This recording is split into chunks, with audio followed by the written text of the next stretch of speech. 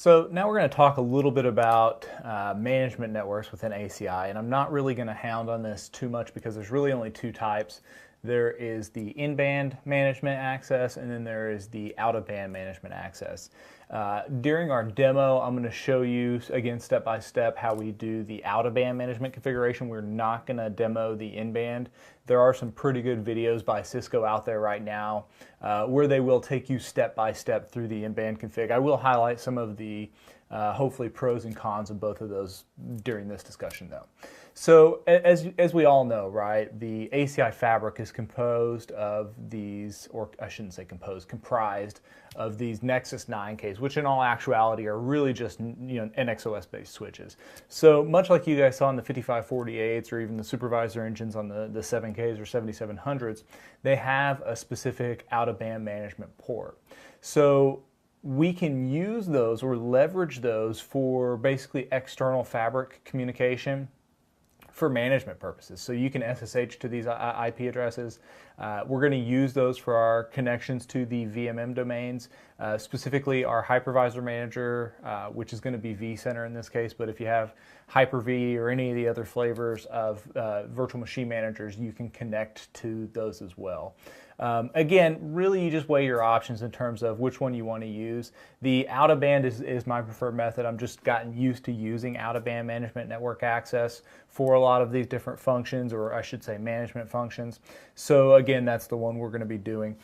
We also have the ability though on the 9Ks to go in directly through the console. Again, we can't use that for integration with a hypervisor manager, but it is another way that we can access that device. The same thing with the APIC. I've kind of just listed out here some of the different ways we can manage these devices. The APIC is going to have basically some kind of VIC card in it usually that's going to have two 10 gig ports that go off to a leaf switch. That's not really for management unless you're using in-band management, then you will be kind of riding over those links. Out-of-band management though, it does have some out-of-band management ports in the form of LAN on motherboard ports, and then we have console Ethernet. I've never really gotten to work. I don't think it works on the latest C-series server for the APIC. And then SIMC, IPMI access, you do have those capabilities within the APIC as well. But again, we're going to predominantly be using the out-of-band management method for our demo.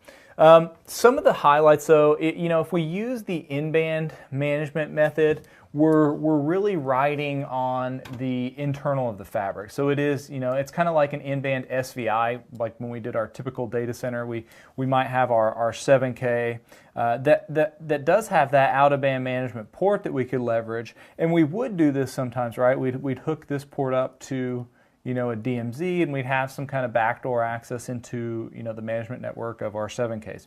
But a lot of times this would just be for those oh crap, lights out scenario where for some reason something on the internal LAN side was going wrong. We could usually depend on that out-of-band management connection.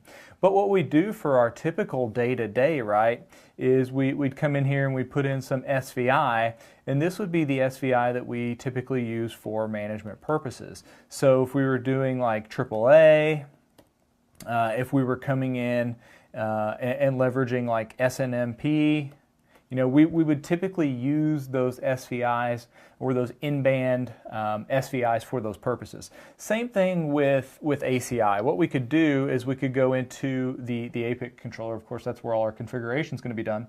But basically, we could build these interfaces that are in-band to the ACI fabric itself. The deal with this is we can use it to connect, if we have vCenter hanging off of our local area network, and again, I have the out-of-band network drawn over here, but if we had, another switch hanging off this guy that was outside of the fabric, and vCenter was ultimately, layer 2 connected up to that guy on VLAN 100, what we could do is configure some IP addresses up here, again, maybe within the same subnet as vCenter, and then we'd extend them out to the external layer 2 network. Okay, and that would be one way that you could do that. You could also have an external layer 3 or an external routed connection. There are, a couple more caveats with that ultimately if that's how we're getting from the in-band fabric to, you know, a virtual machine manager or something of the like. There are some caveats with layer 3. You will have no in-band access to your spine switches if you use layer 3. So like we wouldn't have access to this guy if we used in-band management and a layer 3 handoff. The other thing is the IP addresses. So if we came up here and we used IPs out of the range 10, 10, 10, you know, X/24, we would have to make sure that this point-to-point link here that we used for our layer 3 out, we would have to make sure it was not the same subnet. Again, that kind of speaks for itself, but it's just one of those things you kind of have to look out for. So typically, if you use in-band, you'll see the external layer 2 handoff. Again, I personally prefer to use the out-of-band management ports. I mean, that's what they're there for, right? So like in our scenario, what we're going to have is we've got vCenter, and it's hanging off, you know, this out-of-band management network like right here. All of these guys, remember, have an out-of-band management port. As long as you guys have those cabled up to the appropriate switch, right, and you configure the out-of-band management access correctly, we will have access to, you know, the out-of-band management network. And again, we can leverage this for things like SSH. We can leverage other services, but typically you're just doing this so that you can have that VMM integration through that out-of-band management network config, right? If you think about it, we're already, whoops, let me delete that. We're already using that out-of-band management network config for the APIC, okay? Because this is how we're accessing this guy, or the APIC GUI, via our HTTPS section. So we're already using it for our APIC or APICs, but we're setting it up now for our other nodes that are participating in that fabric. In this specific use case, we're going to configure it for leaf 1, leaf 2, and spine 1. Again, those are the typical use cases for it. You're not going to get, you know, too terribly crazy with this. The configuration actually used to be a lot harder. I have another slide here where I developed these not too long ago, but when I actually got into the platform that I got access to with a newer version, the access has been kind of streamlined in terms of the configuration of the out-of-band network. Out-of-band management network configuration, I should say. So what we'll see, oops, let me go back. What we'll see is this is kind of the older version. So if you're pre-1.2, this is what you're going to use, and that's really what I was basing a lot of this slide off of, was some config guides for, you know, 1.1. When I got in 1.2, they have streamlined this to where it's kind of more wizardy, and we don't have to do a lot of these. But typically, what we're going to end up doing is we're going to go into our tenant management, because again, this tenant management is where we're going to do all of our in-band and out-of-band management configs. So if you're handing off to an external layer 2 or external layer 3 for in-band management, you're actually going to do those layer 2 and layer 3 outs from this tenant management, not your specific tenant that you may be doing a lot of your config in. We got to configure a contract. Again, we got to dictate who can communicate to these in-band or out-of-band management addresses.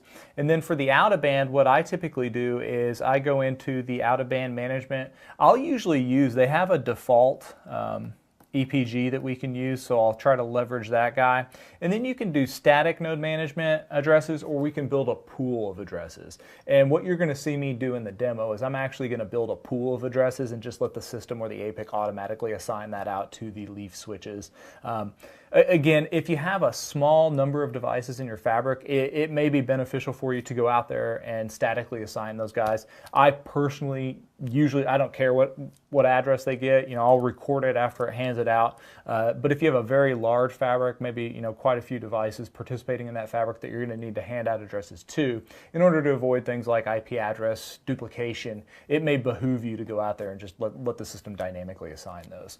And then we're going to basically go in provide that contract from the management EPG. Again, typically I'll just do a permit any. You can restrict down the subnets that can talk to those out-of-band management addresses. So if you have like a network management scheme, you may just allow that one subnet to access the out-of-band ports on those devices. You can do that. You can really drill down. I think within my demo, I'll probably just permit everything to go through.